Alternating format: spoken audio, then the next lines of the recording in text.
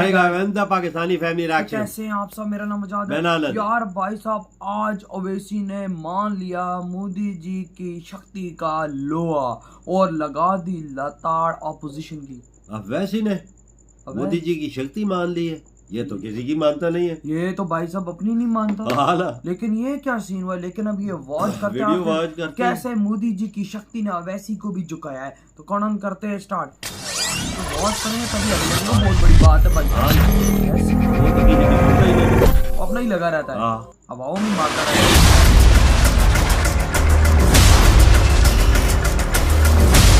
देश के प्रधानमंत्री नरेंद्र मोदी साल 2014 से सत्ता संभाल रहे हैं। ये बात है। और यही बात लगता है विपक्ष को बर्दाश्त नहीं हो रही है। इसीलिए 2024 के लोकसभा चुनाव में वो तमाम सियासी पार्टियां एकजुट होकर विपक्षी एकता बनाने में जुट गई हैं, जो कभी एक दूसरे को पानी पी कर कोसा करती। फिर वो चाहे राहुल गांधी की कांग्रेस हो, अखिलेश यादव की सपा हो, ममता बनर्जी की टीएमसी हो, केजरीवाल की आम आदमी पार्टी हो, या फिर लालू यादव की आरजेडी और नीतीश कुमार की जेडीयू हो।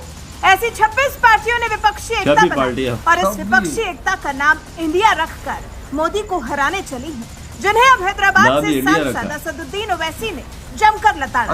और यहाँ तक कह दिया कि विपक्षी एकता वाले लूडो खेल रहे हैं, जबकि पीएम मोदी चेस खेल रहे हैं।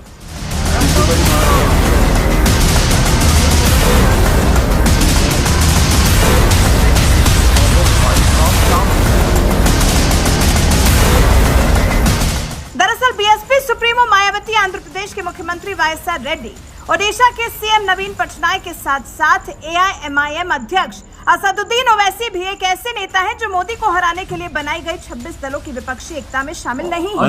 इसलिए ये नेता विपक्षी एकता वाले मोदी विरोधियों को लताड़ने का कोई मौका नहीं छोड़ते। इस बार ये काम सांसद असदुद्दीन ओवैसी ने किया, जिन्होंने एबीपी न्यूज को दिए एक इंटरव्यू में विपक्षी एकता वाले मोदी विरोधियों की जमकर क्लास लगाई है।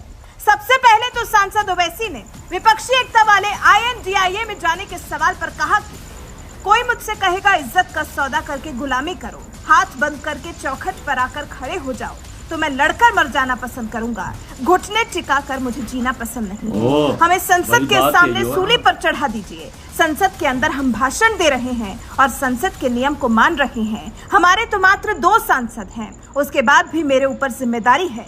नरेंद्र मोदी जैसे चालाक आदमी के सामने अगर नियम तोड़ रहे हैं तो आप उनको मौका दे रहे हैं। वैसे यही नहीं रुके, मणिपुर के मुद्दे पर राजनीति कर रहे विपक्षी एकता में शामिल राहुल गांधी, ममता बनर्जी, अखिलेश यादव, नीतीश कुमार जैसे नेताओं को लताड़ते हुए कहा कि मैंने स्पीकर की सर्वदलीय बैठक में कहा था कि मणिपुर पर चर्चा करवाओ, इसे बिना प्रधानमंत्री के ही करवाओ। हम कहेंगे कि प्रधानमंत्री भाग गए। ये कथित इंडिया वालों ने कहा कि प्रधानमंत्री को आना चाहिए। दिल्ली का बिल आया तो सब एक हो गए। डेटा प्रोटेक्शन बिल, जिस पर सब एक हो गए, इसमें कहा गया कि आम लोगों का सर्विलांस होगा, लेकिन फिर भी इस पर बहस नहीं हुई। पर्यावरण, बायोडायवर्सिटी का बिल आया और आपने वॉकओवर दे दिया। इंडिया वाले लूडो खेल रहे हैं और नरेंद्र मोदी चेस खेल रहे हैं। मॉनसून सत्र के दौरान एक के बाद एक बिल पास कराने वाली मोदी सरकार को ओवैसी ने जहां चेस जैसा दमदार खेल खेलने वाला नेता बताया, तो वहीं दूसरी तरफ विपक्षी एकता वालों को लूडो खेलने वाला नेता बताकर मजाक उड़ाया। और आपको लगता है कि ओवैसी यहीं पर रुक गए, तो आपको बता दें इसके बाद उन्होंने विपक्षी एकता में शामिल तमाम सियासी पार्टियों के नेताओं की भी पोल खोलकर इसी इंटरव्यू में ओवैसी ने कहा, जिनके जिस्मों पर इतने दाग हैं आज वो सेक्युलर कैसे हो गए। नीतीश कुमार गोधरा के समय रेल मंत्री थे, बीजेपी के समर्थन से मुख्यमंत्री बने, ऐसे में वो सेक्युलर कैसे हो गए। 2019 में कहा कि नरेंद्र मोदी को वोट दो, फिर सेक्युलर हो गए। सीएम केजरीवाल रियल हिंदुत्व की बात करते हैं। शरद पवार के अजीत पवार ने बीजेपी के साथ सरकार बनाई, संसद नहीं चलने देंगे, लेकिन पुणे में उनके साथ मंच साझा करेंगे। हमें पागल समझ रहे हैं? मैं सवाल करता हूँ तो पसंद नहीं करते हैं, मैं सच्चाई बताता हूँ। सांसद ओवैसी को सबसे बड़ा मोदी विरोधी नेता भले ही बताया जाता रहा हो, लेकिन बात जब देश की आती है तो यही ओवैसी देश का साथ देते हैं। तभी तो जब संसद का मॉनसून सत्र चल रहा था तो उस वक्त कांग्रेस, सपा, टीएमसी, आरजेडी, आम आदमी पार्टी, जेडीयू जैसी 26 विपक्षी पार्टियां पीएम मोदी को संसद में बुलाकर मणिपुर पर चर्चा कराने पर अड़ गयी, जबकि मोदी सरकार ने गृह मंत्री अमित शाह को पहले ही मणिपुर पर चर्चा कराने की जिम्मेदारी दे दी थी। लेकिन इसके बावजूद विपक्षी एकता वाली पार्टियों ने संसद में हंगामा करना जारी रखा, जबकि असदुद्दीन ओवैसी ही एक ऐसे नेता थे जो मणिपुर पर चर्चा के लिए गंभीर नजर आए और सरकार की बात मानते हुए पीएम मोदी के बिना ही चर्चा कराने पर राजी हो गए। लेकिन फिर भी विपक्षी एकता वाले मोदी को संसद में बुलाने पर अड़े रहे, जिसकी वजह से मणिपुर पर चर्चा नहीं हो सकी। जिसके बाद विपक्षी एकता वालों ने दूसरा दांव चला और मोदी सरकार के बहुमत में होने के बावजूद अविश्वास प्रस्ताव ले आए। तब जाकर इसी बहाने मणिपुर पर भी चर्चा हो सकी। बहरहाल ऐसे विपक्ष को जिस तरह से ओवैसी ने लताड़ा है, इस पर आपका क्या कुछ कहना है? अपनी राय में कमेंट कर जरूर बताएं। अरे भाई साहब, उसने बिल्कुल सही बात की है। भाई साहब बिल्कुल सही बात की है। मैं भी एंड में यही बात करने वाला था, इन्होंने मेरे मुंह की बात छीन ली। मैंने ये बोलना था कि अगर पाकिस्तान अगर कोई बात करता है ना, तो ये अवैसी होता है, सबसे पहले पाकिस्तान को जवाब देता है। बिल्कुल अपने देश की जब भी बात आती है, मोदी खड़ा हो जाता है भाई, अपने देश के साथ है। ये देश के लिए बहुत ज्यादा काम करता है। मतलब देखो, राजनीति अपनी जगह, ये नेशनलिस्ट बहुत है, ये अपने देश पे बात आती है तो मुंह तोड़ जवाब देता है। देखो सियासत में तो सब कुछ लगा हुआ है, लेकिन इधर भाई साहब देश के साथ गद्दारी नहीं करता ना। लेकिन इसने इधर यहाँ पर आके मोदी जी को जो इसने बात बोली, ओए सारे जो कहते हैं ना, जो 26 पार्टियों के जो नेता थे ना, वो आज थर थर कांप रहे होंगे। अवैसी ने क्या बोला? अवैसी कहता है भाई साहब मैं गुलामी शुलामी नहीं करता, तुम लोग पागल हो गए हो सारे। कहता है तुम लोग लूडो खेल रहे, मोदी जी चेस खेल रहे। कहता है कि भाई साहब इतने तेज तुम मंत्री के आगे तुम लोग कुछ भी नहीं हो। तो 26 पार्टियां हैं। हाँ, वो भाई साहब उन्होंने दुनिया को पछाड़ दिया अपने माइंड की गेम से। उन्होंने आज पाकिस्तान को अपने दिमाग की गेम से भाई भीख मांगने पर मजबूर कर दिया। और हमें अभी तक ये नहीं पता कि ये काम भारत ने किया है। जो ज्यादा समझदार सियाने हैं उनको पता है कि भाई क्या हुआ है, तो क्या नहीं हुआ। वही बात आ गया। वैसे ने सही बात बोली, और तुम 26 पार्टी हो, सिर्फ एक देश की पार्टियां हो, उधर देश कुछ नहीं मोदी जी का बिगाड़ सके तो तुम पार्टियां क्या बिगाड़ोगे? अवैसी उन पार्टियों में शामिल भी नहीं हुआ, नहीं साथ ही नहीं दिया।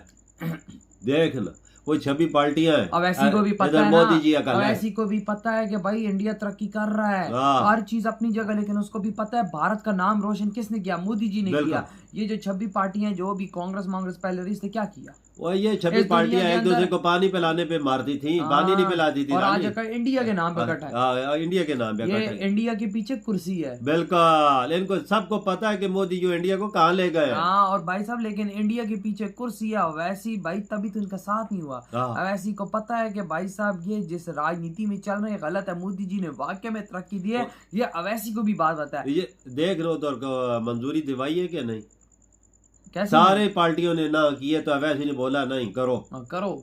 ये देखो ना, वो भी मानता है मोदी जी की शक्ति। वो मानता है दिल से मानता है कि भाई साहब मोदी जी इस दुनिया का शक्तिशाली लीडर है। और ये 25 पार्टियां क्या, मैं कहता हूँ पूरी दुनिया की पार्टियां मिल जाए, इस बंदे को नहीं गिरा सकती। हमने उनकी पावर देख ली है इंडिया के अंदर। और भाई अवैसी तो मैं तो कहता हूँ अवैसी भी चुप करके बीजेपी में आ जाए। वाकया वजह ये बात तो सही है। अपनी पार्टी है इसकी अपनी, मैं तो शामिल हो जाए तो बेहतर है क्यों यार। और मुसलमान थोड़े बीजेपी के टिकट पे आते हैं, थोड़े मुसलमान है ना भी इसकी अपनी पार्टी है ना। ये तब जरा राजनीति में आके मोदी जी लोगों को कभी कभी ये बुरा भला बोल देता है, लेकिन ये नेशनलिस्ट बहुत बंदा है। ये बीजेपी में आता है तो इसके लिए अच्छा यकीन कर, पाकिस्तान की कोई बात हो तो पाकिस्तान को ऐसा खड़का के जवाब देता है कि इंडिया पे कोई बात ना करना। नहीं तो भाई साहब आके तुम्हारी बात ठीक है, ऐसी बोलता है। पाकिस्तान में आया था, ऐसी बात हुई थी, पाकिस्तान के अंदर खड़े होकर इस बंदे ने पाकिस्तान को जवाब दिया। बिल्कुल आया था, बिल्कुल टीवी पे बैठ के लाइव पे इसने बोली थी बात।